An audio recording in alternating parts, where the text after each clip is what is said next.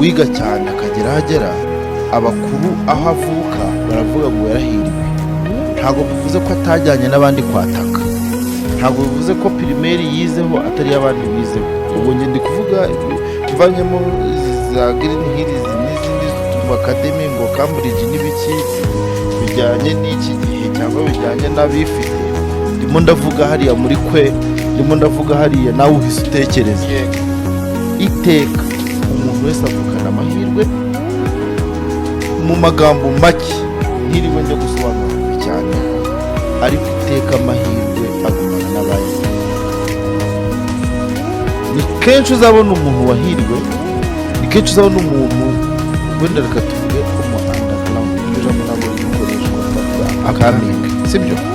Ko umuntu yari underground kajya nikoreshereza ibyo kuko nibyo byumvikanisha amahirwe, sibyo? Akora indirimbo 40 byaranze, amahirwe akamusekera, imwe ikamuha hiti. Nyuma ya ya hiti akagira umwaku witwa personal disability, uburyo agiye kwitwara muri ya hiti abonye, bikarangira ari ya mahirwe atwawe na wa mwaku, kuko iteka amahirwe agumana n'abayaruhiye.